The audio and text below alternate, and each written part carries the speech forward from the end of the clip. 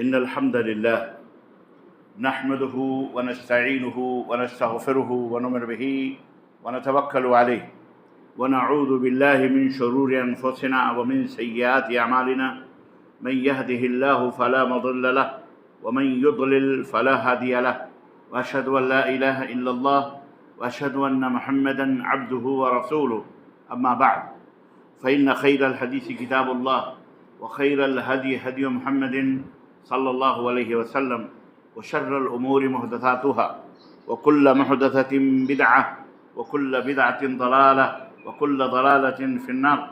قال الله تبارك وتعالى: يا أيها الذين آمنوا اتقوا الله حق تقاته ولا تموتن إلا وأنتم مسلمون. يا أيها الناس اتقوا ربكم الذي خلقكم من نفس واحدة وخلق منها زوجها وبث منهما رجالا كثيرا ونساء واتقوا الله الذي تساءلون به والأرحام إن الله كان عليكم رقيبا.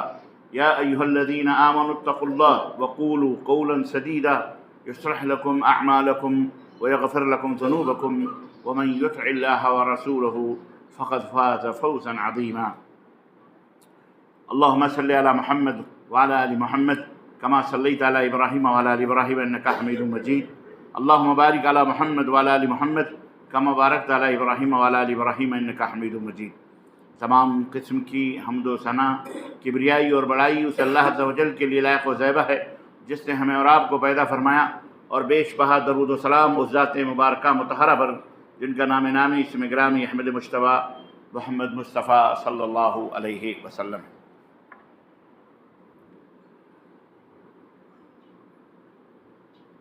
برادران اسلام، نوجوان دوستوں، بزرگوں اور بھائیوں اور قابل احترام اسلامی ماں اور بہنوں اور عزیز بچوں، آج بتاریخ 17 نومبر سن 2024 عیسوی کے اس اجتماع میں جو مسجد محبوبیہ چھنچل گڑے حیدرآباد کے اندر منعقد ہوا ہے، اس اجتماع میں جس موضوع پر آپ حضرات کی خدمت میں کچھ گزارشات لے کر کے حاضر ہوا ہوں، وہ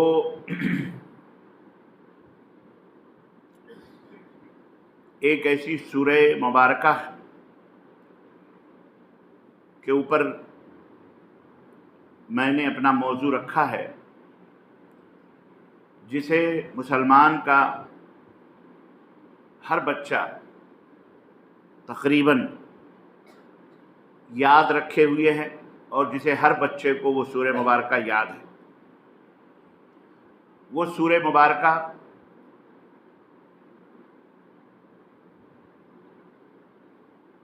اس کے اندر جو تعلیمات ہیں، اگر صرف ان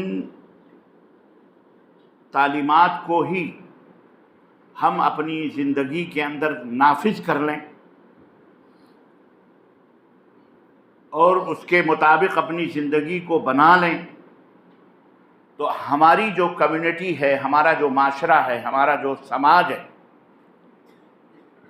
مسلم سماج جس کو ہم کہتے ہیں،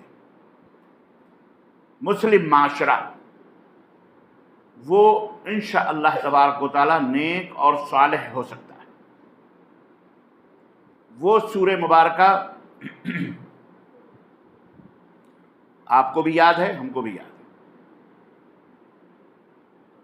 اللہ تبارک و تعالیٰ نے اس میں بڑی اہم باتوں کا ذکر کیا ہے جو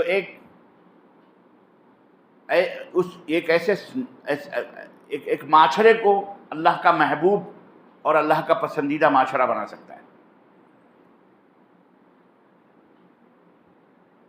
سورۃ الماعون: ارأیت الذی یکذب بالدین فذلک الذی یدع الیتیم ولا یحض علی طعام المسکین فویل للمصلین الذین هم الذین هم عن صلاتهم ساہون الذین هم یراؤون ویمنعون الماعون۔ انشاءاللہ آج کی تقریر، آج کی گفتگو اسی سورہ مبارکہ کے تعلق سے اس کے معنی، مفہوم اور اس کے ترجمے اور اس کی تشریحات قرآن و سنت کی روشنی میں آپ کی خدمت میں رکھنے کی کوشش کروں گا۔ آج ہم اسی سورہ مبارکہ کو اچھی طرح سے پڑھیں گے، سمجھیں گے اور انشاءاللہ تعالی اسی کے مطابق اپنی زندگی، اپنے معاشرے کو بنانے، سجانے، سنوارنے کی انشاءاللہ کوشش کریں گے۔ دوستوں اور بھائیوں، اللہ تبارک و تعالیٰ نے، یہ اس کا فضل اور اس کا احسان ہے کہ اس نے ہمیں بہترین سے بہترین زندگی عطا کی ہے اور اسے بہترین سے بہترین، خوبصورت سے خوبصورت، خوشنما سے خوشنما بنانے کے لیے وہ طریقے بھی بتائیں۔ کوئی بھی ایسی بیماری اللہ رب العزت نے بنائی ہی نہیں، پیدا ہی نہیں کی، مگر یہ کہ اس بیماری کا علاج، اس بیماری کی دوا اس نے ضرور پیدا کی ہے۔ کوئی بھی ایسا مشکل اس دنیا میں، کوئی بھی جس کو آپ مشکل سے مشکل ترین سمجھ لیں، کوئی بھی مشکل سے مشکل ترین مسئلہ اس دنیا میں اللہ تبارک و تعالیٰ نے نہیں چھوڑا الا یہ کہ اس کا حل اس نے بتا دیا ہے، موجود ہے اس کا۔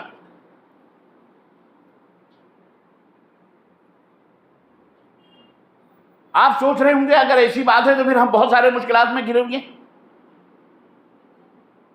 ہم بہت سارے کرپشن میں گھرے ہوئے ہیں، ہمارا معاشرہ ٹوٹ رہا ہے، بکھر رہا ہے، فحاشی، بے حیائی کی طرف جا رہا ہے۔ آپ سوچ رہے ہوں گے پھر دنیا کے اندر اتنا بڑا فساد اور فتنہ کیوں ہے؟ یہ صحیح سوال ہے آپ کا، سوچنا اپنی جگہ۔ عزیزان محترم، ٹرین جب اپنی پٹری سے اتر جائے تو اس کا نتیجہ آپ کو پتہ ہے کیا ہوتا ہے؟ ہزاروں لوگ موت کے منہ میں چلے جاتے ہیں، ہزاروں لوگ اگر مرے نہیں تو ان کا جسم ڈیمیج ہو جاتا ہے، زندگی مفلوج ہو جاتی ہے۔ لیکن جب تک وہ ٹرین پٹری کے اوپر چلتی رہتی ہے، اپنے منزل کی طرف وہ آگے بڑھے گی اور بڑھے گی یہاں تک کہ جب اس کا اسٹیشن آئے گا وہاں وہ رک جائے گی۔ یہ زندگی ایک ٹرین ہے، اور اللہ، اس کے رسول نے آپ کے لیے جو سسٹم، جو نظام بنایا ہے وہ ایک پٹری کی مانند ہے۔ آپ کو اپنی اس زندگی کے اس ٹرین کو، اس ریل گاڑی کو انہی پٹریوں کے اوپر لے کر کے آپ کو چلنا ہے۔ جیسے ٹرین کی دو پٹریاں ہوتی ہیں، ایسے ہماری زندگی گزارنے کے لیے دو چیزیں اللہ رب العزت نے ہمیں عطا فرمائیں، ایک ہے رب کا قرآن اور دوسرا ہے محمد الرسول اللہ صلی اللہ علیہ وسلم کا فرمان۔ ہمارے اندر فساد، ہمارے اندر فتنہ، ہمارے اندر ڈیمیج، ہمارے اندر تباہی، ہمارے اندر ہلاکت، ہمارے اندر بربادی اسی وقت آتی ہے جب ہمارا یہ دونوں پہیا یا کوئی ایک پہیا اس پٹری سے نیچے اتر جاتا ہے۔ ظہر الفساد فی البر والبحر بما کسبت ایدی الناس، بما کسبت ایدی الناس۔ یہ جو تم دنیا میں خشکی میں، تری میں، فضاؤں میں، سب جگہ جو تمہیں فساد نظر آتا ہے، جو تمہیں بگاڑ نظر آتا ہے، جو تمہیں وہ چیزیں نظر آتی ہیں جو تمہیں پسند نہیں ہیں، کیوں ہے؟ اللہ کی طرف سے اللہ نے فرمایا بما کسبت ایدی الناس، تمہاری شرارتوں کی وجہ سے۔ سیدھا سا ترجمہ ہے بما کسبت ایدی الناس، تمہاری بدماشیاں، تمہاری شرارتیں۔ یہ جو روڈوں کے اوپر حادثے ہوتے ہیں کیوں ہوتے ہیں؟ آپ اچھی طرح سے ڈرائیونگ کرتے ہوئے جا رہے ہیں، کوئی شیطان بیچ میں گھستا ہے، کوئی موبائلوں میں پھنسا ہوا ہے۔ آپ کو انسانی اخلاق اور اعتبار دیکھنے ہیں تو آپ روڈوں کے اوپر گاڑی لے کر کے نکلیں، آپ کو سب پتہ چل جائے گا کہ کون کس خمیر کا بنا ہوا ہے، کون کس نطفے کا ہے، کس کی تربیت کتنی ہوئی ہے، کس کا اخلاق کتنا عالی اور کتنا بلند ہے، اور کون کتنا گھٹیا ہے، کون کتنا ذلیل ہے۔ صرف یہاں سے لے کر کے آپ اپنے گھر سے کہیں تھوڑی دور تک کا گاڑیوں کے اوپر گاڑی کے اوپر سفر کر لیں، آپ کو پتہ چل جائے۔ ابھی میں راستے میں آ ہی رہا تھا، لیکن چلتے ہیں حیدرآباد میں یا کسی بھی شہر میں، صرف حیدرآباد ہی نہیں، آپ دیکھ لیجئے کہ لوگ کیسی گاڑیاں چلاتے ہیں۔ میں ابھی اپنے صاحبزادے عبداللہ سے یہی کہہ رہا تھا کہ بیٹا میں تو یہ سمجھ رہا تھا کہ سعودی لڑکے زندگی گزری 35 سال سے سعودی عرب میں رہتے یہ بڑے بدماش ہیں، بڑے کمینے ہیں یہ، لیکن بیٹا مجھے تو ایسا لگ رہا ہے کہ ان کے پاس تو اللہ تعالیٰ نے نعمتیں عطا فرمائی ہیں، دولتیں ہیں، اور یہاں تو فقیر ابن الفقیر ہیں، ایک بائک کے اوپر 3 4 ٹھسے پڑے ہیں اور ٹانگ پھیلا کے چل رہے ہیں۔ اگر وہ دولت ان کے پاس ہو، یہ تو آگ موتیں گے، آگ ہی موتیں گے، یہ کسی کو زندہ نہیں چھوڑیں گے۔ ان کے مقابلے میں تو وہ بیچارے بڑے شریف نظر آ رہے مجھے۔ یہ ہمارے لوڈے، ہمارے لباڑے، ہمارے نوجوان، اور نوجوان تو نوجوان جناب علی عمریں گزر گئیں، 75 70 سال کے، 50 55 سال کے، داڑھیاں پک گئیں، لیکن انہیں روڈ کے اوپر چلنے کا سلیقہ نہیں ہے، کہاں کون سے ٹریک پر ہم کو چلنا ہے اور کس کو آگے جانا ہے، کس کو پیچھے جانا ہے۔ ہم اپنے ٹائم سے نکلیں گے، ہمارے ٹائم پہ ہم محبوبیہ مسجد پہنچ جائیں گے، لیکن نہیں، سامنے روڈ خالی ہے، اعلیٰ حضرت بیگم کو پیچھے بٹھائے ہوئے ہیں اور جا رہے ہیں اپنی مستی سے، فاسٹ ٹریک سے جا رہے ہیں۔ ارے تم کو اتنا ہی سلو چلنا ہے تو تم لیفٹ میں چلو، اپنے ٹریک پہ چلو، تم کو فاسٹ ٹریک چھوڑو۔ ان لوگوں کے لیے کوئی مریض ہے، کوئی بیمار ہے، کسی کو کچھ اور کام ہے، کوئی کیسا ہے، نہ ہی جانا، بس ہمارے باپ کا روڈ ہے، پرمٹ ہے ہمارا، یہ چاہے دیا ہو ٹیکس، چاہے نہ دیا ہو۔ عرض کرنے کا مطلب یہ ہے کہ یہ ہمارا سماج، ہمارا معاشرہ، ہماری سوسائٹی، کیا اس کا کوئی حل نہیں ہے، اس کا کوئی علاج نہیں ہے، اس کی کوئی دوا نہیں ہے اس بیماری کی؟ ما انزل اللہ دان الا ونزل له دواء، او کما قال رسول اللہ صلی اللہ علیہ وسلم۔ اس کائنات میں جو بھی کوئی بھی چیز، جو بھی بیماری، جو بھی مرض موجود ہے، اللہ نے اس کی دوا ضرور ڈالی ہے۔ ہم اپنے گھر سے ابتدا کریں، ہم اپنے گھر سے آغاز کریں، شروعات کریں، پھر دیکھیں کیسے نہیں سماج سدھرتا ہے، اور کیسے نہیں ہمارا محلہ سدھرتا ہے، اور پھر محلے کے بعد شہر کیسے نہیں سدھرتا ہے، پھر قریہ اور بستیاں کیوں نہیں سدھرتی، پھر ایک ملک بہترین کیوں نہیں ہوتا۔ ہم اس کی طرف توجہ دینے کی ہم کو ضرورت ہے۔ ہمارے پاس رب کا قرآن ہے، اللہ نے جس کے بارے میں چیلنج کیا ہے، اور اس چیلنج کو آج تک دنیا میں کوئی کاٹ نہیں سکا ہے۔ وَنُنَزِّلُ مِنَ الْقُرْآنِ مَا هُوَ شِفَاءٌ وَرَحْمَةٌ لِّلْمُؤْمِنِينَ وَلَا يَزِيدُ الظَّالِمِينَ إِلَّا خَسَارًا۔ رب نے فرمایا اس قرآن کے اندر تبیاناً لکل شیء، تبیاناً لکل شیء، لکل شیء، ہم نے اس قرآن کو شفا بنایا ہے، باعث رحمت اور برکت بنایا ہے ان لوگوں کے لیے جو ایمان والے ہیں۔ لیکن یہی قرآن ظالموں کے لیے خسارہ ہے، نقصان ہے، ہلاکت ہے، تباہی ہے، بربادی ہے۔ کون ظالم ہیں؟ ظالم وہ ہیں جو اس قرآن کی تعلیمات کے مطابق عمل نہیں کرتے، جو اس قرآن کے اوپر ایمان نہیں لاتے، یا ایمان لاتے ہیں ان اصولوں، ان قواعد اور ان طریقوں کو فالو نہیں کرتے، نہیں مانتے ہیں، نہیں چلتے، اپنی زندگی کے اندر اس کو نافذ نہیں کرتے، اپنے معاشرے میں نافذ نہیں کرتے، اپنے گھر میں نافذ نہیں کرتے، وہ ظالم ہیں، ان کے لیے اس میں خسارہ ہی خسارہ۔ ہم نے اس قرآن میں ہر چیز، ہر مرض کا علاج رکھا، ہر چیز کی وضاحت کر رکھی ہے، قرآن کے اندر موجود ہے۔ کون پڑھے گا اس کو؟ قرآن و سنت سے دوریاں کمینگی کو فروغ دینا ہے، قرآن و سنت سے الگ ہونا ضلالت و ہلاکت و تباہی کو دعوت دینا ہے، قرآن و سنت سے اعراض کرنا اپنے آپ کو مختلف قسم کی شیطانی بیماریوں میں اور کرپشن میں اپنے آپ کو شریک کرنا ہے، قرآن و سنت سے ہٹنا جہنم، دنیا میں ہی جہنم اللہ رب العزت بنا دیتا ہے، آخرت تو خیر جو ہے سو ہے۔ اس لیے چھوٹی چھوٹی چیزوں سے جب آپ باہر نکلو نا گھر سے، تو عبرت کے نگاہ لے کر، دماغ لے کر، دل لے کے نکلو، آپ کچھ سیکھنے کی کوشش کرو۔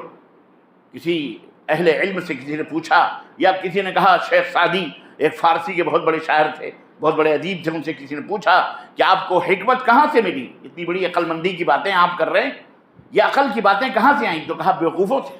کہا وہ کیسے؟ کہنے لگے جو وہ کرتے تھے نالائقی وہ ہم چھوڑ دیتے تھے، جو نہیں کرتے تھے اچھے کام تھے وہ میں اپنا لیا کرتا تھا، اس طرح سے وہ حکمتیں میرے پاس۔ تو روڈ کے اوپر چلو تو کوئی اگر غلط روش اختیار کر کے چل رہا ہے، تو ویسا ہمیں نہیں بننا چاہیے۔ جو چیز ہم کو بری لگتی ہے وہی چیز اگر ہم کریں تو وہی چیز دوسرے کو بھی بری لگے گی۔ اور اللہ کے رسول صلی اللہ علیہ وسلم نے فرمایا کہ لا یؤمن احدکم حتی یحب لأخیہ ما یحب لنفسہ، او کما قال رسول اللہ صلی اللہ علیہ وسلم، کہ آدمی اس وقت تک مومن ہو ہی نہیں سکتا جب تک کہ وہ چیز جو اسے پسند ہے وہ اپنے بھائی کے لیے پسند نہ کرے۔ ایک شخص نبی کی خدمت میں آیا، نوجوان، اس نے کہا اللہ کے رسول صلی اللہ علیہ وسلم مجھے زنا کرنے کی اجازت دیجیے، ریپ کرنے کی، بلاತ್ಕಾರ کی اجازت دیجیے کہ میں بلاತ್ಕಾری بنوں، میں بلاತ್کار بنوں۔ صحابہ اکرام اسے لپٹے، اتنی بدتمیزی کی بات کر رہا ہے، ڈانٹنا شروع کیا۔ آپ نے کہا خاموش، آپ لوگ اپنی اپنی جگہ بیٹھے ہیں۔ نوجوان ہے، وہ نبی کی خدمت میں آیا ہے۔ ہمارے یہاں بھی بڑی بری عادتیں ہو جاتی ہیں، کوئی مسئلہ ہم سے پوچھتا ہے تو ہماری عوام میں ہی کے اندر لوگ مفتی اعظم بنے بیٹھے ہیں، وہ جواب دینا شروع کر دیتے۔ سوال جس سے ہو رہا ہے اس کو جواب دینے دو، جب آپ کے مدد کی ضرورت پڑے گی اسے تو آپ اسے بتا دینا جب وہ پوچھے گا، ورنہ خاموش رہیے۔ عادت ہے لوگوں کی۔ اللہ کے نبی نے کہا اپنی جگہ بیٹھے رہیے۔ اس نوجوان کو بلایا، کہا بیٹا اور قریب آؤ، قریب آئے۔ دیکھو یہ کس حکمت یہ ہوتی ہے۔ اللہ کے رسول صلی اللہ علیہ وسلم نے بہت ساری چیزیں دیکھی، نوجوان ہے، خوبصورت ہے، اور اتنی بڑی بات جو دنیا جانتی ہے کہ یہ غلط ہے، لیکن وہ مجھ سے آ کے اتنی جرت اور اتنی ہمت کے ساتھ میرے پاس اور مسجد کے اندر بیٹھ کر ایک حرام چیز کی اجازت مانگ رہا ہے، ضرور کوئی نہ کوئی مصلحت ہے، کوئی نہ کوئی چیز ہے اس کے اندر۔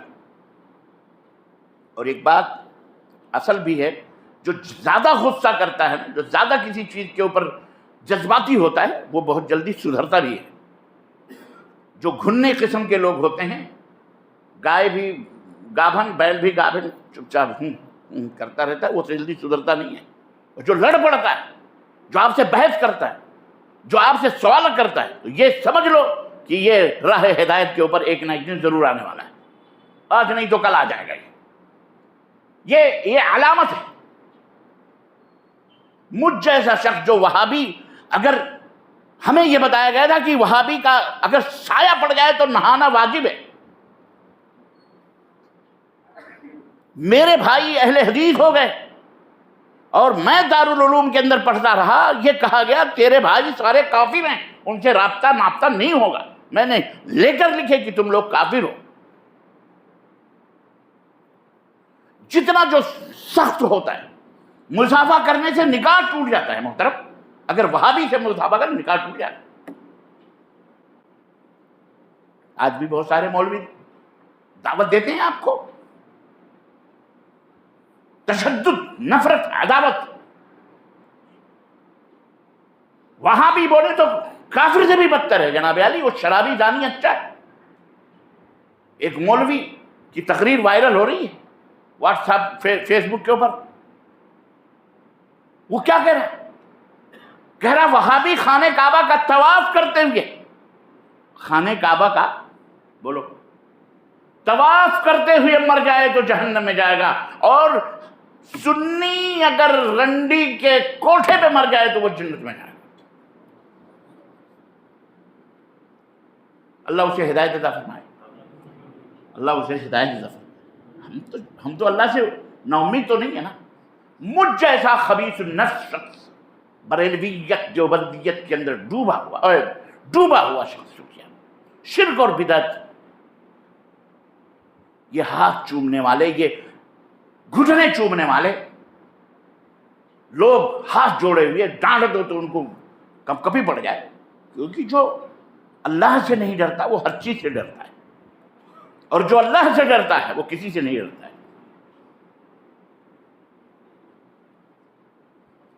اللہ نے اسے مجھ جیسے بندے کو ہدایت دے دی، سمجھ میں آ گیا۔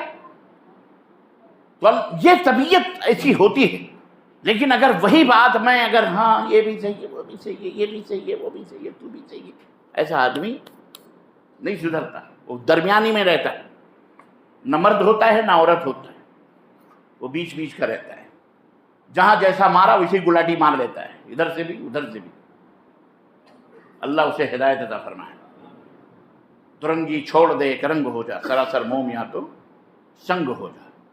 اللہ کے نبی صلی اللہ علیہ وسلم سمجھ گئے کہ اس کے اندر جو یہ بات آئی ہے ضرور کوئی نہ کوئی کوالٹی ہے اس کے اندر. بلایا، کہا قریب آؤ. اتحب ان یزنی احد، کیا تم یہ پسند کرو گے کہ تمہاری بہن سے کوئی زنا کرے؟ جو سمجھانے کا انداز دے. اس نے کہا نہیں، میں یہ برداشت نہیں کروں گا کہ میری بہن کے ساتھ کوئی زنا کرے. فقال، تو آپ صلی اللہ علیہ وسلم نے فرمایا اسی طرح تم جس کے ساتھ بھی زنا کرو گے وہ کسی نہ کسی کی بہن ہوگی، وہ بھی نہیں پسند کرے گا کہ اس کی بہن کے ساتھ کوئی زنا کرے.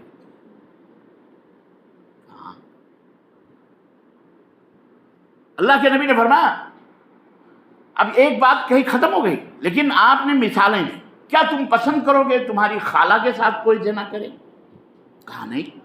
کہا اسی طرح سے لوگ بھی نہیں پسند کریں گے کہ ان کی خالہ کے ساتھ کوئی زنا. پھر کیا تم پسند کرو گے تمہاری پھوپھی کے ساتھ کوئی بلاత్కాر، کوئی زنا، کوئی ریپ کرے؟ کہا نہیں. تو آپ نے فرمایا اسی طرح لوگ بھی نہیں پسند کریں گے کہ ان کی پھوپھی کے ساتھ کوئی زنا کرے، کوئی بلاత్కాر کرے. اور کوئی بھی عورت مختلف صورتیں اور شکلیں ہوتی ہیں اس کی. وہ کبھی بیٹی بھی ہوتی ہے، وہ کبھی نہیں، ہمیشہ کسی کی بیٹی بھی ہوتی ہے، کسی کی بہن بھی ہوتی ہے، کسی کی ماں ہوتی ہے، کسی کی خالہ ہوتی ہے، کسی کی پھوپھی ہوتی ہے، کسی کی بیوی ہوتی ہے، کسی کی بھاوج ہوتی ہے، کسی کی مختلف اس کے رنگ ہے، اس کے مختلف شکلیں، اس کی صورتیں عورت کی. اللہ کے رسول صلی اللہ علیہ وسلم جب اسے یہ بات بتائی اور پھر اس کے سینے پر ایسے ہاتھ مارا اور کہا اللہ اس نوجوان کو ہدایت عطا. اس نے کہا اللہ کے نبی میری سمجھ میں آ گیا، ختم. اب یہ جو وسوسہ، یہ جو سوال یا یہ جو بیماری میرے اندر تھی جو آ رہی تھی، آپ نے اس بیماری کو ختم کر دیا، اس کا علاج فرما دیا اور اسی سمجھ میں آ گیا. تو مطلب یہ ہے کہ جو چیز آپ اپنے لیے ناپسند کرتے ہیں وہ دوسروں کے لیے کیوں پسند کرتے ہیں؟ یہ مومن تو وہ ہے جو اپنے لیے پسند کرے وہی اپنے بھائی کے لیے بھی پسند کرے. اگر آپ یہ پسند کرتے ہیں کہ آپ کے سامنے گاڑی چلاتے ہوئے روڈ صاف ہو اور یہ بندہ غلط جا رہا ہے تو آپ تو کم از کم اسے نہیں روک سکتے، کم از کم خود تو روک سکتے ہیں کہ ہم آئندہ ایسا نہیں کریں گے. فاسٹ ٹریک کا ہے تو فاسٹ ٹریک پہ جانے دو، سیکنڈ لائن ہے اس کے اوپر. اور ادب اور احترام، محبت ایک دوسرے کا یہ ہونا چاہیے. ہاتھ میں موبائل ہے، بائک ہے ایک ہاتھ میں، جا رہے ہیں گر گر گر گر کر رہے ہیں، جہاں کہیں پلٹ گئے. یہ نوجوان، یہ لڑکے، یہ بچے، ان کی تربیت کیجیے، ان کو نصیحت کیجیے. ٹھیک ہے شہر میں آپ کے اولاد کو کوئی نہیں پہچانتا، گاؤں دیہاتوں میں تو تھپڑ کھینچ کے مار دیں گے.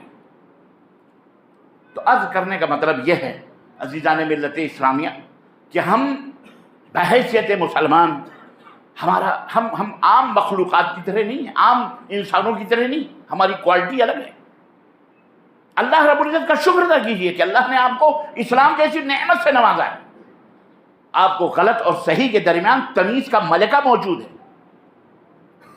اندھیرے اور اجالے کی صلاحیت آپ کے پاس موجود ہے. خوشبو اور بدبو کا علم آپ کو ہے. سخت سردی اور گرمی کی جانکاری آپ کو ہے. اللہ کی خوشی اور ناخوشی کا علم آپ کو ہے. آپ کو اپنے مالک کی معرفت ہے، پہچان ہے. آپ جانتے ہیں کہ آپ کا پیدا کرنے والا کون ہے، زمین دینے والا کون ہے، آسمان دینے والا کون ہے، آنکھیں دینے والا کون ہے. آپ اس کے حقوق کو بھی جانتے ہیں کہ جب سب کچھ اسی نے دیا ہے تو اس کا حق کیا بننا چاہیے اور اس کا حق کیا بنتا ہے. جس طرح ایک دلہن، ایک عورت یہ سمجھتی ہے نکاح کرنے کے بعد کہ میرا شوہر میرا مجازی خدا ہے، سردی ہو کہ گرمی ہو کہ دھوپ ہو کہ بارش ہوگی، کچھ بھی ہو، میرا شوہر میرے لیے کماتا ہے، دھماتا ہے، محنت کرتا ہے، مزدوری کرتا ہے، لوگوں کی جھڑکیاں کھاتا ہے، آفس کے چکر لگاتا ہے اور مختلف پریشانیوں کے بعد چند روپے لے کر کے آتا ہے، گھر کا چولہا جلتا ہے، میرے لیے کپڑے لاتا ہے، میری اوڑھنی کا، میرے چپل کا، میرے جوتے کا، میری اندر باہر کے تمام لباسوں کا، ہر چیز کا، کنگھی کا، سوئی دھاگے تک کا میرا شوہر انتظام کرتا ہے۔ جو عورت اس حقیقت کو سمجھتی ہے اور جانتی ہے، وہ یہ بھی جانتی ہے کہ پھر اس کے بعد میرے شوہر کا میرے اوپر حق کیا بنتا ہے، کیا ہونا چاہیے، کیا ہونا چاہیے، ہے کہ نہیں؟ جس طرح ایک عورت سمجھتی ہے اس بات کو، اور جس طرح آپ اپنا حق سمجھتے ہیں کہ میں یہ کرتا ہوں، میں یہ کرتا ہوں، میں نے یہ کمایا، میں نے یہ کمایا، میں جھڑکیاں کھائی، میں نے لوگوں کی گالیاں کھائی، میں روڈوں کے اوپر کھڑا رہا، میں یہ بیچ کے لاؤں، میں دھکے کھا کر کے لا رہا ہوں، آپ ہی سمجھتے ہیں۔ آپ کا بھی مطالبہ ہوگا اپنی بیوی سے کہ اس لیے تم اپنے اس کپڑے کو یا اپنے جسم کے کسی بھی حصے کو میرے علاوہ کسی کو چھونے کی اجازت نہیں دینا، ورنہ اس کا حشر بہت برا ہوگا، ہے کہ نہیں؟ کسی غیر مرد کو اپنا چہرہ مت دکھانا، غیر مرد سے مراد اجنبی۔ آپ یہ نہ کہنا کہ پھر اس کا بھائی اس کو بھی سامنے پردہ کرے، یہ بیوقوفیت والے سوالات ہیں۔ جب ہم غیر مرد کا مطلب بولتے ہیں تو اس کا مطلب یہ ہے کہ جو محرم ہیں وہ نہیں، غیر محرم جو۔ اب یہ نہیں کہ آپ یہ سمجھ لیں کہ باپ کے سامنے بھی پردہ کرنا، سسر کے سامنے بھی پردہ کرنا، داماد کے سامنے بھی پردہ کرنا، داماد کے سامنے ماں ہے وہ، اسے پردہ کرنے کی ضرورت نہیں۔ لیکن میں یہ کہہ رہا ہوں غیر مرد مطلب یعنی اجنبی۔ ایک مرد نہیں چاہتا کہ اس کی بیوی کسی اجنبی کے سامنے جائے، بھلے اس کا سگا بھائی ہی کیوں نہ ہو، فطرت ہے اس کی، وہ نہیں پسند کرتا۔ یہ مجبوریاں الگ چیز ہیں، لیکن اگر اسے موقع ملے تو وہی نہیں چاہتا۔ اور اگر کوئی بھائی، کسی چند بھائی رہتے بھی ہیں تو آپس میں اس مسئلے کو حل کر لینا چاہیے بڑے پیار اور محبت سے، کہ ہم بھی مسلمان ہیں، تم بھی مسلمان ہو، ہم بھی ایک باپ کی اولاد ہے، تم بھی ہماری باپ کی، ہم سب اولاد ہیں۔ ہمیں تمہارے اوپر شک نہیں ہے، نہ تمہیں ہمارے اوپر شک ہے۔ ہمارے گھر میں، ہمارے جسم میں جو خون دوڑ رہا ہے وہی خون تمہارے اندر بھی دوڑ رہا ہے، لیکن آئے ہم معاہدہ کریں، ہم آپس میں یہ عہد کریں کہ ہمیں اللہ کے سامنے اللہ کو خوش کرنا ہے، اللہ کی رضا کو چاہنا ہے، ہمیں اللہ کے حکم کو فالو کرنا ہے۔ اس لیے نہ ہم تیری بیوی کو دیکھیں نہ تو میری بیوی کو دیکھیں، بس شک نہیں، تیرے اوپر یقین ہے، ایمان ہے، سب کچھ ہے، لیکن صرف اللہ کا حکم نہ ٹوٹے۔ اس ادا سے آپس میں فیصلے کر کے، اور عورت کو بھی سمجھا کر کے۔ جناب علی، عورت اگر پردہ کرنا چاہے نا تو بھری بھیڑ میں یہاں بھی آ کر کے پردے کے ساتھ وہ کھڑی ہو جائے گی، رہے گی، چلے گی، پھرے گی، اگر وہ پردہ کرنے پہ آ جائے۔ اور آپ کو پتا ہے کیسے پردہ کرے گی؟ پردہ کس کو کہتے ہیں؟ وہ کالا برقع ہی پردہ ہے۔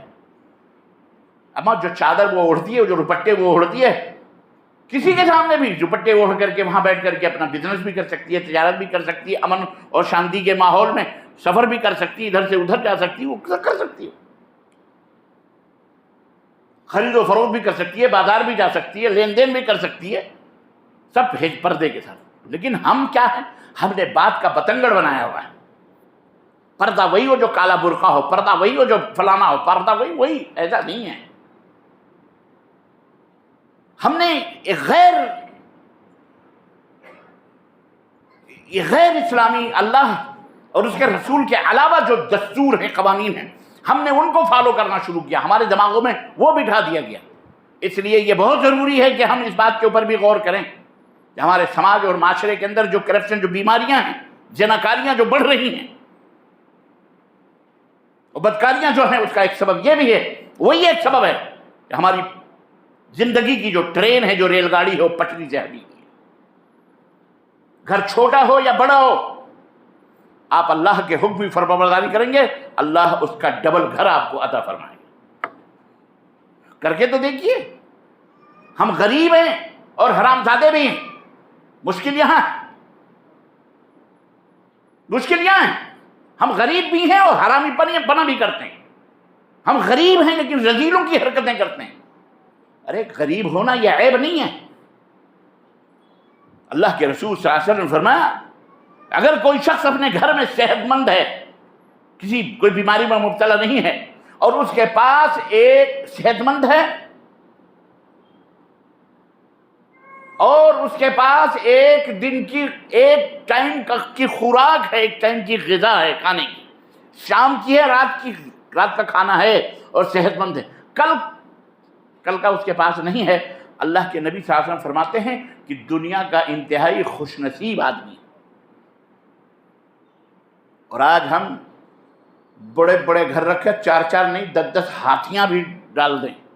ٹھیک ہے، کچھ لوگ ہیں جن کے پاس نہیں ہے، اللہ تعالیٰ انہیں نصیب فرمائے.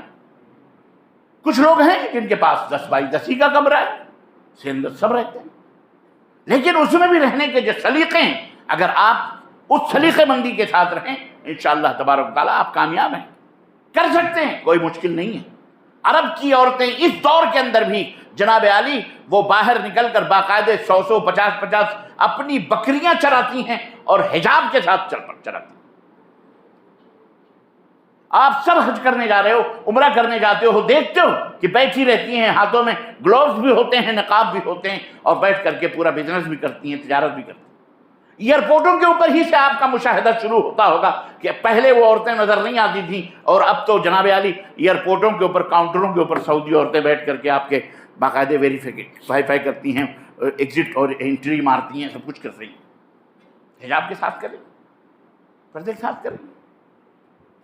نبی کریم صلی اللہ علیہ وسلم کے زمانے غزوات جو ہوتے تھے، ساتھ خواتین بھی جاتی تھی، اور بہت ساری خواتین ان میں جو ہوتی تھی باقاعدے حضرت ام المومنین عائشہ رضی اللہ تعالیٰ عنہ تک غزوہ احد کے اندر مریضوں کو جمع کیا جاتا تھا اور ان مریضوں کو اٹھا کر وہ عورتیں لاتی تھیں خیمے میں اور باقاعدے ان کی مرہم پٹیاں کرتی تھیں زخمیوں کو. زخمی تو کہیں بھی زخم لگ سکتا ہے، یہاں بھی زخم، کان پہ بھی زخم، سر پہ، ہر جگہ، لیکن یہ سب حجاب کے ساتھ. بات سمجھ میں آ رہی کہ نہیں؟ ہم غریب ہوں لیکن ہمیں شرافت سے رہنے کا سلیقہ آنا چاہیے، قرآن و سنت کے مطابق اپنی زندگی گزرے. انشاءاللہ تبارک و تعالی دنیا میں بھی انشاءاللہ ہمارے لیے خیر و بھلائی، اور مرنے کے بعد تو اللہ کی رضامندی اور خوشی ہوگی. عزیزان گرامی قدر، اس لیے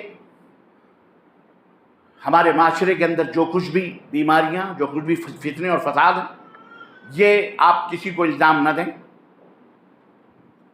ہمارے معاشرے بالخصوص مسلم کمیونٹی کے اندر، مسلم معاشرے کے اندر اللہ تبارک و تعالیٰ نے آپ کو اشرف المخلوقات انسانی حیثیت سے بنایا کہ تمام مخلوقات میں آپ کو وہ مقام اور رتبہ عطا کیا جو حیوانوں جانوروں کو رتبہ نہیں کیا. آپ خوش نصیب ہیں کہ آپ کو خیر اور شر، اجالے اور اندھیرے کا فرق معلوم ہے، اس حیثیت سے کہ آپ کو اللہ نے اسلام کی دولت، اسلام کا نور عطا فرمایا، ایمان کی روشنی بخشی، ہدایت کا نور دیا ہے جس کی روشنی میں آپ سب کچھ دیکھ رہے ہو. لیکن آپ کے اسی ملک کے اندر یا دنیا کے اندر بہت سارے ایسے آپ جیسے انسان موجود ہیں جن کے پاس 2 آنکھیں ہیں، 2 کان ہیں، زبان ہے، بالکل آپ ہی کی طرح ہیں. آپ میں ان میں کوئی فرق نہیں، بلکہ آپ سے بھی بہترین لباس پہننے والے، بہترین زبان رکھنے والے، بہترین جوتے اور ٹوپیاں رکھنے والے، بہترین کپڑے پہننے والے بہترین لوگ موجود ہیں، مالدار بھی آپ سے زیادہ موجود ہیں. لیکن ان کے پاس دین اسلام، ایمان کا نور، ایمان کی ہدایت، ایمان کی روشنی موجود نہیں ہے. تو ان کا عالم یہ ہے کہ جناب علی وہ جانوروں سے بھی بدتر زندگی گزار رہے ہیں. بئی طور کہ اگر آپ ایک کٹورے میں دودھ رکھ دیں اور ایک کٹورے میں موت رکھ دیں، پیشاب رکھ دیں، اور کسی کتے کو بھی بلا کر کے کہیں رکھیں یہ دونوں کٹورے کی، دیکھو یہ کس کو چوائس کرتا ہے، کیا پیتا ہے، تو اس کتے کو بھی یہ تمیز ہے کہ ہمیں دودھ پینا چاہیے. دودھ پیے گا یا موت پیے گا؟ بولو، دودھ پیے گا نا، موت تو نہیں پیے گا. لیکن ہمیں میں 2 پیر کے جانور ایسے بھی موجود ہیں، 2 پیر آپ کی طرح، میں نے بتایا ابھی آپ سے بہترین وائٹ کالر، لیکن انہیں دودھ راسی نہیں آ رہا، دودھ دریاؤں میں پھینک رہے ہیں، ندی نالوں میں پھینک رہے ہیں، اور موت کو اپنا دھرم سمجھے ہوئے ہیں، موت پی رہے ہیں. کیوں؟ کبھی آپ نے اس پوائنٹ پہ سوچا کہ آپ ہی کا وہ انسانی برادری ہے، انسانی بھائی ہے. اسلام نے انسانیت کا احترام بتایا. آپ ہی کا ابن آدم ہی ہے، آدم کی اولاد ہے، لیکن ایسا وہ کیوں کر رہا ہے بیچارہ؟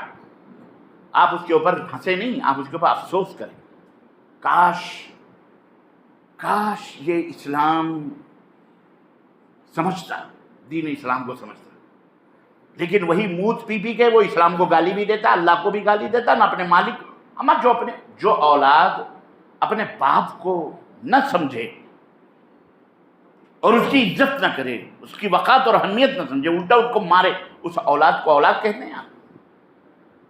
اللہ تعالیٰ نے اسی فرمایا کہ اولئک کالانعام بل ھم اضل، یہ جو نور اسلام سے، نور ایمان سے دور ہیں، ہدایت کی روشنی سے دور ہیں، اسلام سے دور ہیں، یہ جانور ہیں، بلکہ جانوروں سے بھی بدتر ہے، جانوروں سے بھی بدتر ہے۔ میں نے بدتر مثال دی آپ کو، کتا کٹورے میں اگر ایک دودھ رکھ دیں، دوسرے میں پیشاب رکھ دیں، وہ دودھ ہی پیے گا، دودھ نہیں پیے گا۔ جانور بھی سمجھتا ہے یہ مٹی کی مورتی، یہ مٹی ہے، اور یہ کیا ہے، یہ مٹی نہیں ہے بلکہ یہ جانور ہے، زندہ ہے یا مردہ ہے، جو بھی ہے، لیکن انسان اس کو نہیں سمجھتا۔ تو آپ اللہ کا شکر ادا کریں کہ آپ کو اللہ نے اسلام جیسی دولت عطا فرمائی، اسلام جیسی نعمت عطا فرمائی۔ اب اس کی حفاظت کے لیے ضروری ہے کہ آپ قرآن کریم کو پڑھیں اور اپنی بیماریوں کا حل ڈھونڈیں، اپنی غربت کا، افلاس کا، بیماری کا، پریشانی کا، اضطراب کا، قلق کا، لڑائی کا، جھگڑے کا، بیٹوں کی نافرمانی، بچوں کی نافرمانی، بیوی کی نافرمانی، ماں باپ کی خدمت، ان کی عظمت، سماج، معاشرہ، اسی کریں، اپنے دماغوں کو سمجھیں کہ آپ اپنے مقصد زندگی کو سمجھیں، آپ اپنے اللہ نے آپ کو کیوں پیدا کیا اس کو بھی سمجھیں، کیسے ہم کو زندگی گزارنی ہے، کیسے ہم خوش رہ سکتے ہیں۔ ان موبائلوں میں، ان سینماؤں میں، ان فلموں میں، ان چمکتی کاروں میں، ان میں جو تم دیکھ رہے ہو دوسرے لوگ کر رہے ہیں، اس میں عزت نہیں ہے، وہ چند دن کی چاندنی ہے، جوانی گھٹی جوتے کی طرح باہر تول فول آدمی بکنا شروع کر دیتا ہے۔ کسی زمانے میں کسی ایسے نالائق لوگوں کے آئیڈیل بن جاتے ہیں، بعد میں جب ان کے اوپر آتا ہے پتہ چلتا ہے تو انتہائی کمینہ آدمی ہے، کوئی نہیں پوچھتا، ردی کی ٹوکری کی طرح پڑا ہوا، گو کی طرح، کچھ نہیں بنا، چلو مسلمانوں کے تعلق سے بیان دے کے تھوڑی شہرت حاصل کر لو، تو اللہ کو گالیاں دیا، مسلمانوں کے خلاف بکواس کرنا شروع کر دیا، کاٹنے پیٹنے کی بات کی، بانٹنے کی بات کری اللہ نے، اور ذلیل ذلت و گمراہ میں ڈھکیلتا ہے اللہ، کیونکہ اللہ کو جہنم میں ڈالنا ہے اس بندے کو۔ اے میرے مسلمان بھائیوں اور بہنوں، اس لیے اسلام کے اندر جو خوبیاں ہیں، کیونکہ یہ اسلام اللہ کی طرف سے ہے، انسانوں نے نہیں بنایا، یہ خوبیاں کسی بھی دین کے اندر، کسی بھی دھرم کے اندر، کسی بھی مذہب کے اندر موجود نہیں ہیں، کیونکہ اسے انسانوں نے بنایا۔ تو اللہ رب العزت نے آپ کو خود سدھرنے اور دوسروں کو سدھارنے کے لیے پیدا کیا۔ کنتم خیر امۃ اخرجت للناس تأمرون بالمعروف وتنہون عن المنکر، تم ایک بہترین امت ہو، تمہیں اللہ تبارک و تعالیٰ نے اس لیے منتخب فرمایا ہے، اس لیے تمہیں نکالا ہے، اس لیے تمہیں ہدایت دی ہے، اسلام کی، ایمان کی، نبی کے طریقے کی اس لیے ہدایت دی ہے کہ تم لوگوں کو بھلائیوں کا حکم دو اور برائیوں سے روکو، کیونکہ تم اللہ پر ایمان لاتے ہو۔ یہ شرف، یہ رتبہ، یہ مقام کہ آپ حکم دینے والے، آپ روکنے والے، کون ہوتا ہے جو کسی کو کوئی حکم دے اور کسی سے کوئی روکے؟ اس مقام اور رتبے والے کو کیا کہتے ہیں؟ بولو، نہیں سمجھ میں آ رہا؟ اس لیے کہ ہم کئی برس تک غلام رہے ہیں، ہماری سمجھ میں یہ حکمت کی باتیں نہیں آئیں۔ اس کو حاکم بولتے ہیں، اس کو کیا بولتے ہیں؟ حاکم بولتے ہیں جی، جو حکم دے اور کسی چیز سے لوگوں کو روکے، اس کو کیا بولتے ہیں؟ کہ ہم محکوم ہیں، غلام ہم بنے ہوئے ہیں، کیونکہ وہ کوالٹی ہمارے اندر ہے، ہم اسے یوز نہیں کر رہے ہیں، استعمال میں نہیں لا رہے ہیں۔ قرآن غلامی کی زنجیروں سے انسانیت کو نکالنے کے لیے آیا. نبی کائنات اللہ کے بندوں کو مخلوق کی بندگی سے نکال کر پھر دوبارہ اللہ کی بندگی میں لانے کے لیے پیدا کیے گئے، اور ہم خود غلام بن گئے. آئے تھے بندوں کو، اللہ کے بندوں کو بندوں کی غلامی سے نکال کر اللہ کی غلامی میں لانے کے لیے. اللہ نے ہمیں ایمان عطا فرمایا، اسلام عطا فرمایا، دین عطا فرمایا، قرآن عطا فرمایا، رسول عطا فرمایا، یہ بہترین طریقہ اپنا عطا فرمایا اس لیے. لیکن ہم خود جو اجالوں کے ہم سفر تھے اندھیروں میں کھو گئے، ہم خود ذلیل ہو گئے، ہم خود محکوم ہو گئے، ہمیں مختلف طریقے سے پیچھے. آپ کیا سمجھتے ہیں کہ جناب علی یہ جو دنیا کے اندر ایک افواہ اور ایک طرح سے یہ اڑائی گئی ہے مسلمان علم میں پیچھے ہیں اور ہر چیز میں پیچھے، ہر چیز میں پیچھے. مائی فٹ، مسلمان ہر میدان میں آگے ہے الحمدللہ. مسلمان علم میں پیچھے نہیں ہے. بھارت کا سب سے بڑا پی جے عبد الکلام ہی تھا جس سے بھارت کو وہ پاور اور طاقت اپنے علم سے، اپنے ہنر سے، اپنے فن سے اس نے دیا. 57 مسلمانوں کے ملک ہیں، ممالک ہیں، پاور ہے ان کے پاس. ایک خود صرف سعودی عرب کے پاس وہ پاور ہے. دنیاوی اعتبار کے پاور کی میں بات کر رہا ہوں کہ امریکہ جیسا آدمی گھٹنے ٹیکنے پر یہ چوہڑے لوگ جو یہاں ہمارے ملکوں کے اندر بھونکتے ہیں، میں انہیں وہی کہتا ہوں کہ خود تم غلام ہو ابن الغلام. تمہاری سمجھ میں یہ اعلیٰ کوالٹی کی باتیں نہیں آنے والی. سعودی عرب اس کا غلام ہے، امریکہ کا غلام ہے، امریکہ کا غلام ہے، امریکہ کا غلام ہے. تم ہو غلام اس لیے تمہاری سمجھ میں غلامی ہی سمجھ میں آتی ہے. ناکو چنے چبوانے والی حکومت ہے وہ. اس دور کے اندر اس نے قرآن و سنت کی بالادستی کو منوایا ہے. حکومت کو پوری دنیا میں کہیں بادشاہت ہے، لیکن اس نے بادشاہت کو اس دنیا کے اندر ہاتھ کاٹنا، رجم پورے حدود الہیہ کے ساتھ وہ قائم و دائم ہے، اور اللہ اسے قیامت تک قائم و دائم رکھے توحید کی عظمت اور بلندی کے ساتھ. امریکہ کیا ہے؟ دو چیزیں چھین لو اور ویسے بھی وہ قلاش ہے، فقیر ہے، خبیث. ڈرگس کا سب سے بڑا، نشے کا سب سے بڑا پوری دنیا کے اندر وہ خبیث جو ہے کیا کہتے ہیں، اسمگلر ہے، اور دوسرے ہتھیاروں کا اسمگلر ہے. دنیا جانتی ہے. جہاں اس کے بھوک مری شروع ہوتی ہے وہاں دو ملکوں کے اندر لڑائی لگا دیتا ہے. بہت سارے کتے پہنچ جاتے ہیں اس کے پاس، اس کو اس کے خلاف لڑا دیا، اس کو اس کے خلاف لڑا دیا. امریکہ دعوت دے کر کے بلا لیتا ہے، وہ سمجھتے ہیں کہ ہماری معراج ہو گئی، خلاص ہمیں امریکہ نے دعوت دے دیا، ہمیں امریکہ نے ویزا دے دیا. بھائی امریکہ کیا ہے تیرے نظر میں؟ عزیزان گرامی، اپنی اہمیت کو سمجھو، اپنی وقت کو سمجھو. وہ پاور جو یہ افواہ تمہیں بتائی گئی، مسلمان علم میں پیچھے ہیں، مسلمان فلانے میں پیچھے ہیں. مسلمان الحمدللہ سب سے بڑی دولت اس کے پاس جو ہے، اگر ہے جس کے پاس، وہ دولت ایمان حقیقی، سچے ایمان کی دولت ہے، توحید کی دولت ہے. جس کو اقبال نے کہا تھا توحید کی امانت سینوں میں ہے ہماری، آسان نہیں مٹانا نام و نشان. یہ جو نام نشان جو مٹ رہے ہیں، جو چپل جوتے کھا رہے ہیں، یہ آپ اس کو کیا سمجھ رہے ہیں؟ یہ ایمان والے ہیں، یہ مشرک لوگ ہیں. یہ ایمان کے اندر انہوں نے شرک کی ملاوٹیں کری ہوئی ہیں. 80% آپ کے بر صغیر کے اندر اسی کوالٹی کے مسلمان موجود ہیں. فیکٹری میں ہیں پر یہ ریجیکٹڈ ہیں، بدنما دھبا ہیں، داغ ہیں، ان کے اندر خرابیاں ہیں. وہ برانڈ وہاں نہیں پہنچ سکتا. وہ کوئی بہترین کمپنی اسے حاصل نہیں کر سکتی. ذرا بھی خراش آیا اس کپڑے میں، مال میں، اس کو ریجیکٹ کر دیتی. کرتے کہ نہیں کرتے؟ جو برانڈ رکھتی ہے اپنی کمپنیاں، ذرا بھی کہیں دھاگ بھی لگا تو اس کو ریجیکٹ کر دیتی ہیں. آپ نے کیا اللہ کو سمجھا ہوا ہے؟ اپنی طرف سڑے گلے لڑلے پڑلے جو بھی ملے کھاؤ، ہضم کرو، بس ختم، سستا مل رہا ہے. اللہ کی کوالٹی سب سے اعلیٰ ہے، اللہ کی چوائس سب سے اعلیٰ ہے. نبیوں کو بھی اس نے کہا ہے کہ یا ایھا الرسل کلوا الطیبات. اے رسولو جو معصوم ہیں ان کو بھی حکم دیا، کیا؟ پاک چیزیں کھاؤ. کیا کھاؤ؟ پاک چیزیں کھاؤ. انہیں بھی حکم دیا۔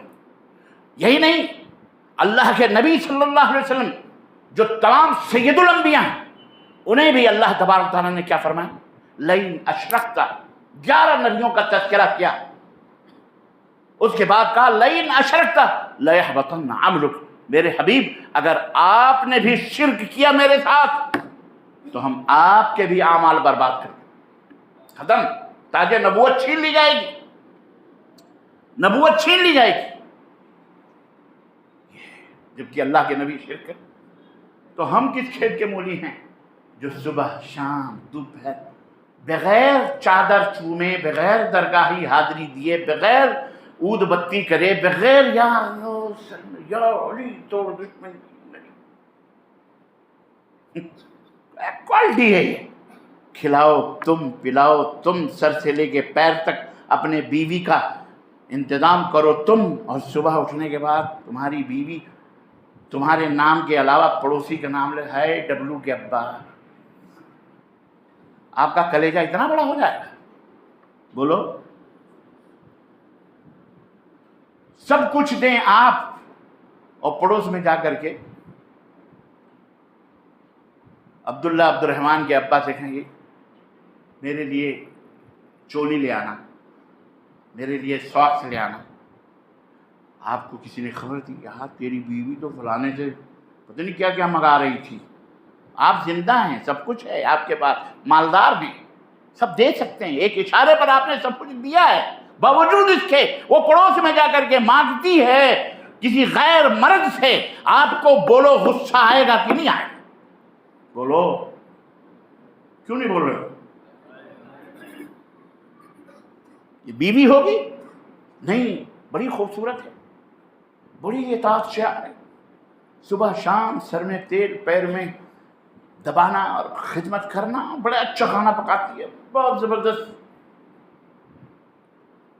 سب کچھ ہے، لیکن صرف اس کا ایک جرم ہے، وہ یہ ہے کہ آپ سے مانگنے کے بجائے آپ سے بھی مانگتی ہے، آپ سے، لیکن پڑوسی سے بھی جا کے مانگتی ہے، کہتی ہے میرے لیے یہ لے آؤ، میرے لیے یہ لے آؤ، میرے لیے یہ لاؤ، لاؤ دیو، آپ کو اچھا لگے گا؟ عزیزان گرامی، چھوٹی سی مثال ہے سمجھنے کی، اور تم بیٹا بیٹی خود نہیں پیدا ہوئے، اللہ ہی نے تمہیں دی، تمہارے باپ کی جھولی میں ڈالا، ماں کی گود بھری، تمہاری، وہ پیدا کرنے والا، زمین آسمان سب کچھ اس نے دیا ہے، سب کچھ اس نے تم کو دیا، اور تم سب کچھ پانے کے بعد میں اسی کے مخلوق، اسی کے بندوں سے جو مر چکے ہیں، جو بے اولاد تھے خود، انہی کے سامنے تم جا کر کے جھولیاں پھیلاؤ، بابا بیٹا دے دو، او بابا ہماری سن لو، ہمیں یہ دے دو، ہمیں وہ دے دو، گنہگار ہیں، بدکار ہیں، ضیاءکار ہیں، خواجہ صاحب ہمارے بخشش کر دو، ہمارا فلاں کر دو، جا جا کر کے دیکھو نا، بڑا مسئلہ آسان ہو گیا ہے توحید کو سمجھنا آج کے زمانے میں، اور شرک کو سمجھنا۔ ویڈیو وائرل ہیں، دیکھو کیا کیا ہو رہا ہے، سمجھ میں آ جائے گا۔ جو لوگ کہتے تھے کہ ہم اللہ سے مانگتے ہیں، ہم ان سے تھوڑی مانگتے ہیں، اب سمجھ میں آئے گا، جا کے دیکھو ویڈیو کس سے مانگتے ہیں، الو سمجھ رہا ہے دنیا والوں۔ عزیزان محترم، تو وہ کوالٹی آپ کے پاس موجود ہے جو کوالٹی اللہ رب العزت نے رکھی ہے آپ، الحمدللہ وہ سعودی عرب کے اندر وہ چیز موجود ہے۔ اسی ایمان کے ساتھ اگر جہاں بھی آپ رہیں گے، اللہ تبارک و تعالیٰ آپ کو عزت عطا فرمائے گا انشاءاللہ تبارک و تعالیٰ۔ اور جو لوگ بھی پٹریوں سے پلٹیں، وہ کیڑے مکوڑے، خش و خاشاک اور روڈ کے جو کنکڑ پتھر اور کیا کہتے ہیں کوڑے کرکٹ ہوتے، اسی طرح ختم کر دیے جائیں گے، ان کا وجود نہیں، ان کو اب وہ کہیں گے ہم تو مسلمان ہیں، ہم تو یہ کر رہے ہیں، ہم تو وہ کر رہے ہیں، ہمیں اسرائیل مار رہا ہے، ہم کو یہودی مار رہا ہے، ہم کو فلانا مار رہا ہے، مرو گے، مارے گا اللہ تعالیٰ، ایسے ہی مارے گا، قہر نازل کرے گا۔ سدھر جاؤ، صحیح راستے پہ آؤ، دورنگی مت کرو۔ عزیزان گرامی، ختم، چلیں، ٹائم بالکل ہمارے پاس مختصر رہ گیا، اب میں اس آیت سورہ مبارکہ کے اندر آتا ہوں۔ اتنی پوری سمجھ لینے کے بعد یہ سب اس کو سمجھانا، کیونکہ یہ جو سورہ مبارکہ ہے، میں نے کہا ان تمام سب چیزوں کے بعد اس کو تنفیذ کریں۔ ارأیت الذی یکذب بالدین، کیا آپ نے دیکھا نہیں جو دین کو جھٹلاتے ہیں، دین جو اللہ رب العزت نے عطا فرمایا اس دین کو جھٹلاتے ہیں؟ کون ہے وہ جھٹلانے والے دین کو؟ ایک دو موٹے موٹے ہم نے آپ کو ابھی بتائے، اب یہ تھوڑی اور ڈیپ میں جا رہے ہیں، کوالٹی بنائی جا رہی ہے۔ میں نے بتایا تھا جنت میں داغداروں کو اللہ تبارک و تعالیٰ جب تک پاک نہیں کرے گا، جب تک جنت میں کسی کو داخل نہیں کرے گا۔ جو بھی حرام خوری کرتا ہے، جو بھی بدکاری کرتا ہے، اس کی صفائی وہاں ہوگی، جہنم میں۔ کئی مرحلوں میں لوگ بخش بخش کر کے آئیں گے ادھر۔ اللہ ہم سب کو جہنم کے آگ سے محفوظ رکھے۔ دین کو جھٹلانے والے کلی طور پر اور جو ہیں وہ ہیں، دین کو وہ بھی جھٹلاتے ہیں۔ فَذَلِكَ الَّذِي يَدُعُّ الْيَتِيمَ، یتیم جو ہے مسکین، انہیں دھکا دے دیتے ہیں، ان کی خبر گیری نہیں کرتے، ان کی دیکھ ریکھ نہیں کرتے۔ وہ یتیم ہیں بیچارے، بچے ہیں، ان کی کوئی دیکھ ریکھ نہیں ہو رہی۔ سماج معاشرہ ہمارا ہر مسلمان سے یہ مطالبہ کرتا ہے کہ تمہارے سماج میں اگر معاشرے میں کوئی یتیم، کوئی غریب اور مسکین ہے تو اس کی کفالت کرنا، اس کی نگرانی کرنا، ان کی رعایت کرنا اس جگہ کے جو مسلمان ہیں ان کے اوپر واجب ہے، ان کے اوپر فرض ہے، ورنہ وہ دین کو جھٹلانے والے خراب آئے۔ یتیم ہے وہ، کھانے کو نہیں، پینے کو نہیں، پہننے کو نہیں، پڑھنے کے لیے وہ پیسے نہیں ہیں، تعلیم کے لیے نوکری نہیں، کچھ بھی نہیں ہے۔ آپ ان کے لیے ان کے سر پہ دست شفقت رکھیں اور ان کے خرچے برچے کا آپ انتظام کریں۔ اب ظاہر ہے کہ اگر ایک آدمی کسی کے انتظام کرے کہ اس کے پاس پیسے نہیں ہیں لیکن وہ چاہتا ہے تو کیا کرے گا وہ؟ کیا کرے گا وہ؟ معاشرے اور سماج کے سامنے ہاتھ پھیلائے گا، کہے گا کہ بھائی یہ یتیم ہیں، ان کی خبر گیری کرو۔ آگے اسی کا تذکرہ اللہ رب العزت نے فَذَلِكَ الَّذِي يَدُعُّ الْيَتِيمَ وَلَا يَحُضُّ عَلَىٰ طَعَامِ الْمِسْكِينِ۔ اور سماج میں، معاشرے میں سفید پوش لوگ موجود ہیں۔ سفید پوش سمجھتے ہو؟ جو کسی کے سامنے ہاتھ نہیں پھیلاتے، مسکین ہیں، غریب ہیں، فقیر ہیں، لیکن شریف ہیں، بھکاری نہیں ہیں۔ یہ پیشہ ور بھکاریوں کو میں بات نہیں کر رہا، جن کے نقاب پلٹ دو تو ابھی اس میں کتنے فساد نکلیں گے اللہ ہی بہتر جانتے ہیں۔ میں ان کی بات نہیں کر رہا، ان کو تو دینا بھی نہیں چاہیے، جائز نہیں ہے ان کو دینا۔ یہ جیسا دیش ویسا بھیش، مسلمانوں کے محلے میں آئیں گے ٹوپی اور نقاب پہن کے آئیں گے، اور دوسری جگہ جا کے ٹھیکے دھاریاں لگا کے لال پیلے رنگ پہن کر کے بھیک مانگ، ان کا کوئی دھرم نہیں ہے انسان یہ۔ لیکن یہ ان کو آپ 1 کروڑ بھی دے دو بیک وقت، دوسرے دن پھر اسی چوک پہ، اسی سگنل کے اوپر آپ کھڑے ہوئے پاؤ گے اس کو بھی بھیک مانگ رہا ہوں۔ مسکین جو سفید کو، اچھا اب یہاں ایک بات اور میں آپ کو بتا چلوں، ہم لوگ یہ سمجھتے ہیں کہ مسکین اور فقیر وہ ہیں۔ مسکین تو خیر وہ ہے جس کے پاس ایک ٹائم کا کھانا ہے، دوسرا امتحان نہیں، گھر ہے اس کے پاس، مکان ہے، کپڑے ہیں، چھپڑے ہیں، بآل اولاد سب، لیکن ضروریات زندگی نہیں ہے اس کے پاس۔ مثال کے طور پر کہ وہ اچھا کوئی گوشت بھی کھا لے، مرغی بھی کھا لے، اچھے سے کھانا بھی کھا لے، وہ چیز۔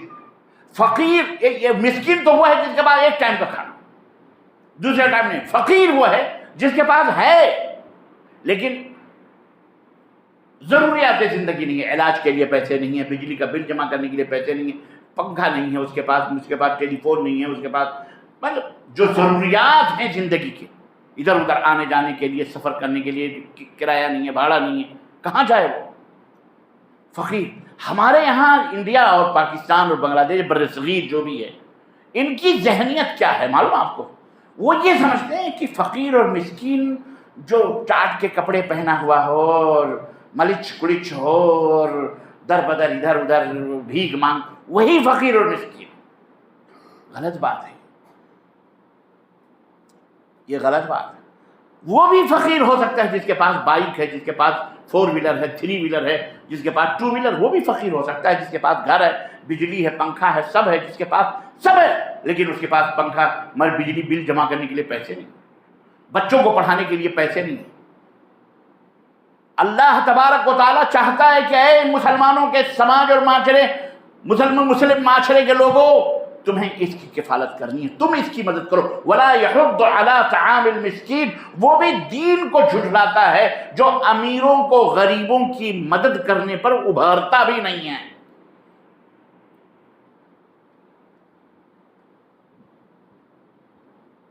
امیروں کو غریبوں، آپ پیسے والے ہیں، ایک آدمی ہے جس نے یتیموں کی سرپرستی کی ہوئی ہے، پیسے والے، آپ کے بھائی صاحب ہمارے پاس 4 5 10 یتیم ہیں، کھانے پینے کے، آپ کچھ مدد کرو۔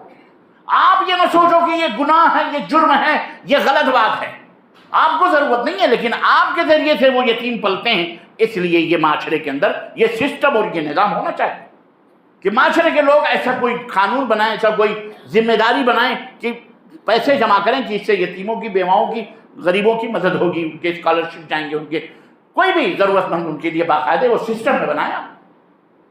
یہ سسٹم بنا رہا، معاشرے کو صحیح رکھنے کا آخری طریقہ اللہ نے بتایا ہے، جو آپ ہر نماز کے اندر پڑھتے ہو، ہر بچہ جانتا ہے، ارأیت الذی یکذب بالدین، وہ دین کو جھٹلاتے ہیں جو یتیموں کو دھکا دیتے ہیں، وہ دین کو جھٹلا رہے ہیں جو ان غریبوں، مسکینوں، یتیموں کے کھانا کھلانے پر امیروں کو ابھارتے بھی نہیں ہیں، گفتگو بھی نہیں کرتے، بات چیت نہیں کرتے، کہتے ہیں ہم کوئی مولوی تھوڑی ہے چندہ کریں گے، چندہ کرنے کو عیب سمجھتے ہیں۔ یہ قرآن کی دلیل ہے، چندہ کرنا، یہ جناب علی ضرورت پڑنے پر چندہ کرنا ضروری ہے، نہیں کرو گے چندہ غریبوں کی مدد کے لیے تو آپ دین کے منکر اور دین کے جھٹلانے والے قرار جاؤ گے۔ اب آپ ایک بات یہ کہہ سکتے ہیں کہ چندہ کر کے بعض لوگوں نے دھندا بنایا ہوا، اور بعض لوگ یہ کر رہے ہیں، بعض لوگ وہ کر رہے ہیں، بعض لوگ اپنی بلڈنگ بنا۔ محترم، وہ اس کا عمل ہے، اللہ اس سے حساب و کتاب لے گا۔ ایک شخص، نبی کائنات صلی اللہ علیہ وسلم نے فرمایا، ایک شخص رات کے اندھیرے میں خاموشی کے ساتھ اس نے سوچا میں اللہ کی راہ میں صدقہ کروں، اس نے پیسے نکالے اور اندھیری رات تھی، کوئی جا رہا تھا، اس کے ہاتھ میں پکڑا دیا، اس نے سمجھا یہ غریب ہے، اس نے پکڑا دیا۔ صبح شور ہوا کہ ارے فلاں نے صدقہ کیا، کسی نے صدقہ کیا اور وہ صدقے کا مال جو ہے کسی چور کے ہاتھ لگ گیا، ایک چور ہے وہ پا گیا۔ اب وہ شور تو اسی وقت ہوگا نا جب مال زیادہ ہوگا، 10 20 50 ہزار روپے نہیں شور ہوتا ہے، اس نے دیا ہوگا زیادہ، اور اس نے تذکرہ کیا ہوگا کہ بھئی ہم کو تو رات کو ایک آدمی، بیوقوف آدمی میرے ہاتھ میں تھیلی پکڑا کے چلا گیا کروڑوں روپے کا، 1 کروڑ کا 10 روپے دے آؤ، تو ہنگامہ ہوگا، یار وہ چور آدمی، اس کو کون صدقہ دیا، اور یہ چوری کرتا ہے، یہ گنہگار آدمی۔ اس کو بڑا افسوس ہوا۔ دوسرے دن اس نے پھر رات کے اندھیرے میں صدقہ کیا، کسی عورت کو جا کے دے دیا۔ پھر صبح شور ہوا، ارے وہ فلاں نے، کسی نے صدقہ کیا، وہ کسی طوائف کے رنڈی کے ہاتھ لگ گیا، زانیہ فاحشہ تھی۔ اسے بڑا افسوس ہوا کہ یا اللہ، میرا صدقہ ایسے ایسے لوگوں کو جا رہا ہے، اس کا اجر ملے گا بھی کہ نہیں ملے گا، بڑا افسوس رہا اس کو۔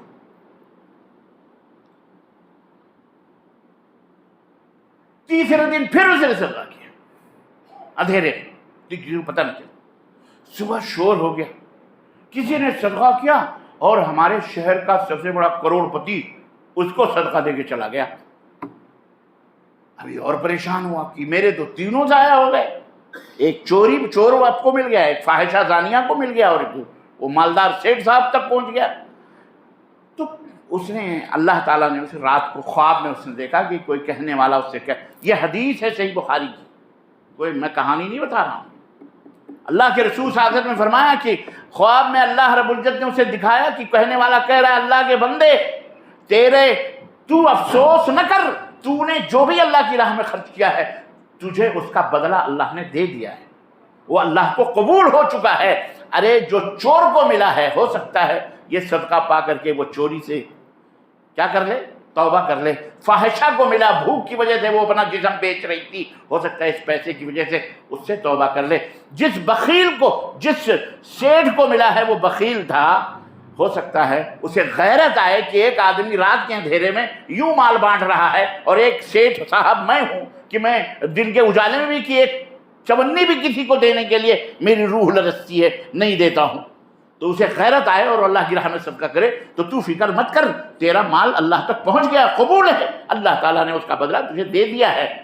تو عزیزان گرامی قدر، جو چندہ کر کے خود کھا لے، آپ اس کے ٹھیکیدار ذمہ دار نہیں ہیں، وہ کھا رہا ہے، اللہ تعالیٰ کیوں حساب دے گا، وہ حرام کھا رہا ہے، وہ خنزیر سے بھی بدتر چیز کھا رہا ہے، وہ اپنے پیٹ کے اندر جہنم کی آگ بھر رہا ہے، یہ سمجھ لو۔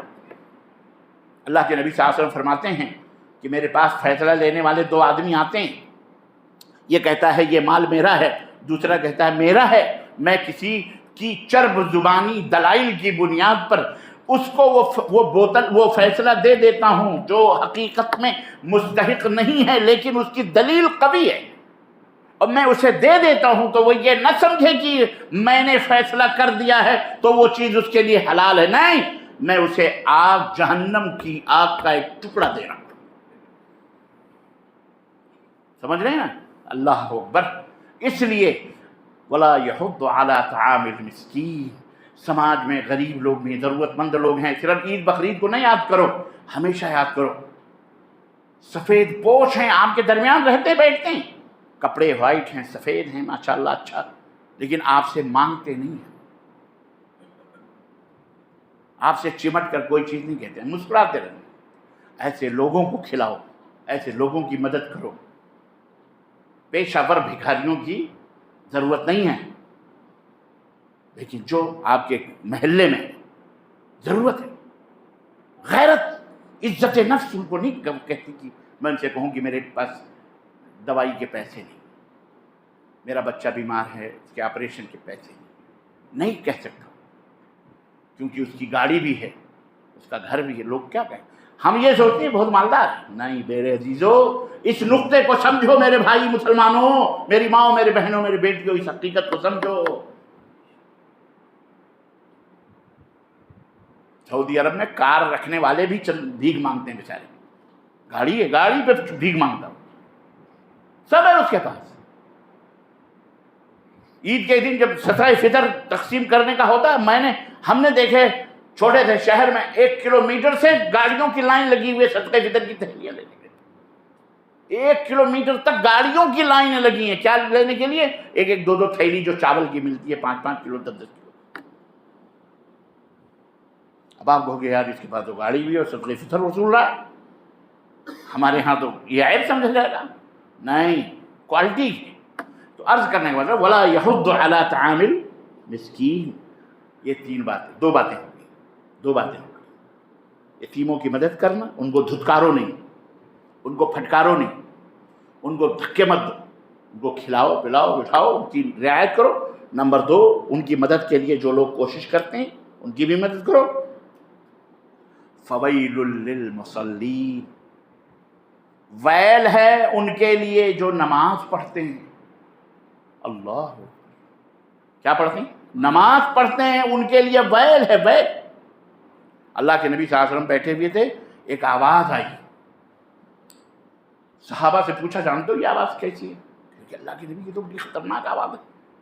کہا یہ کون سی آواز ہے؟ کہا یہ وہ آواز ہے جو 70,000 برس پہلے جہنم میں وہ پتھر ڈالا گیا تھا جو اب پہنچا ہے، یہ اس کی آواز ہے، جس کا نام ویل ہے، جہنم کی سب سے خطرناک وادی ہے۔ فَوَيْلٌ لِّلْمُصَلِّينَ، ویل ہے وہ جہنم کی وہ خطرناک وادی ہے ان کے لیے جو نماز پڑھتے ہیں، لیکن الَّذِينَ هُمْ عَنْ صَلَاتِهِمْ سَاهُونَ، نماز پڑھتے ہیں لیکن چھوڑ کر نماز پڑھتے ہیں۔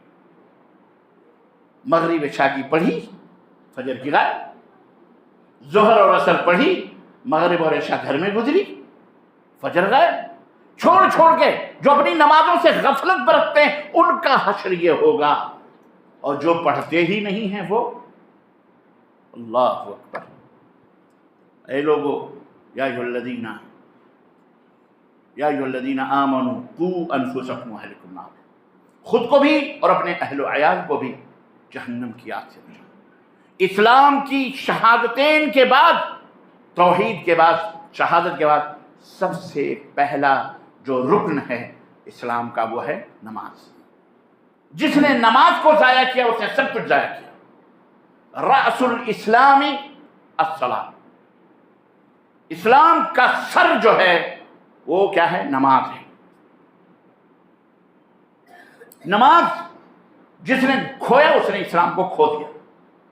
اسی لیے اللہ کے رسول صلی اللہ علیہ وسلم نے فرمایا جب تمہارے بچے 7 سال کے، مروا اولادکم، اپنے بچوں کو نماز کا حکم دو جب وہ 7 سال کے ہو جائیں، اور جب وہ 10 سال کے ہو جائیں تو ان کو مارو، مار کے نماز پڑھو، اپنے ساتھ لاؤ مسجدوں میں، عادی بناؤ ان مسجدوں میں۔ بہت سارے لوگ اپنے بچوں کو نہیں لاتے مسجد میں، یا لائیں گے تو پیچھے کھڑا کر دیں گے، پیچھے بٹھا دیں گے، خاص طور سے جمعے میں کے دن انڈیا وغیرہ میں یہ تمام سب چیزیں میں نے دیکھی، اور وہاں جا کے وہ دھمان چوکڑی بناتے ہیں، بچے مچاتے ہیں جو شور و ہنگامے، دوسروں کے کی نمازوں میں ڈسٹرب ہوتی ہیں، صرف اس بنیاد پر کہ صاحب بچوں کی سب پیچھے رہنی چاہیے۔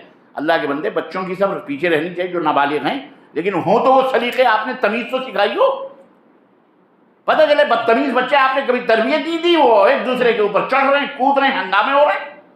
اس لیے اپنے اپنے بچوں کو اپنے بغل میں لے کے کھڑا رہا کرو، خطبہ ہو تو بھی بیٹھا رہے گا چپ چاپ مارے ڈر کے ابا کے، جیسے بیٹھے ہوئے ہیں نا چپ چاپ، اب ان کو چھوڑ دو باہر۔ شیطان بیچارے، ان کی بھی غلطی، معصوم ہے، ان کو شیطان بہکاتا ہے، شیطان کلبلاہٹ پیدا کرتا ہے، یہ کر وہ کر، وہ بیچارہ کرتا ہے، بچہ معصوم ہے۔ اس لیے اپنے ساتھ بچوں کو رکھا کرو، کوئی دھما چوکڑی مسجد میں نہیں بننی چاہیے۔ خیر، نماز کو مسلسل قائم رکھا جائے۔ اقیم الصلاۃ، 85 جگہوں پر نماز کو قائم کرنے کا حکم آیا ہے۔ 85 دفعہ اللہ نے نماز کا ذکر کیا ہے۔ 12 دفعہ قرآن میں اقیم الصلاۃ، اقیم الصلاۃ، اقیم الصلاۃ۔ 7 دفعہ اللہ نے اقیم الصلاۃ، اقیم الصلاۃ، نماز قائم کر، نماز قائم کر، اور 12 جگہ اقیم الصلاۃ، نماز قائم کرو، نماز قائم کرو۔ اس کی اہمیت کا اندازہ آپ لگائیے کہ سارے ارکان زمین کے اوپر ہوئے، لیکن جب نماز کی باری آئی اور یہ گفٹ اور یہ ہدیہ اور یہ تحفہ جب اللہ تبارک تعالیٰ نے نبی کو دیا، اللہ کو کتنی پسندیدہ ہے یہ نماز کہ آسمان پر بلا کر اپنے نبی کو نماز کا تحفہ عطا فرمایا۔ اس لیے اے مسلمان ہو، وہ مسلمان ہی نہیں ہے جو نماز نہ پڑھے۔ یہ بہت آسان ہے کہہ دینا، لیکن کاش اس کی وجہ سے ہمارا ضمیر بیدار ہو۔ کلمہ شہادتین کے ترکیز کے بعد، دل میں راسخ ہونے کے بعد، ہمارے لیے ضروری ہے کہ ہم نماز کو قائم کریں۔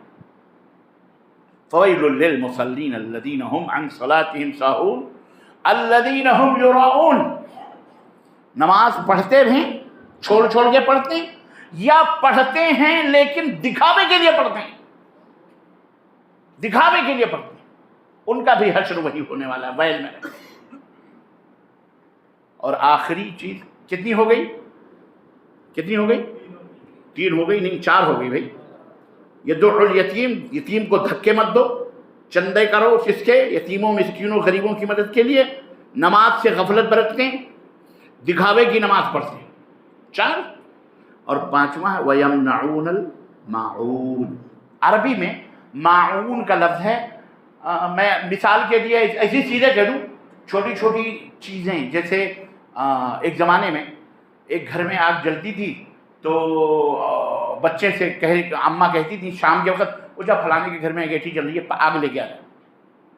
ماچس نہیں ہوتی تھی بھائی، کسی نے آپ سے ماچس مانگی، کسی بے عورتوں کی خاص طور سے چیزیں ہوتی ہیں، یہ بڑی خطرناک بھی ہوتی ہیں، اللہ ہی نے ہدایت فرمائی۔ گھر میں رہے گا، سب رہے گا، لیکن پڑوسن نے مانگ لیا بہن ذرا سوئی دے، نہیں اماں ہمارے گھر میں سوئی بھی نہیں ہوتی، ایئر سمجھتے۔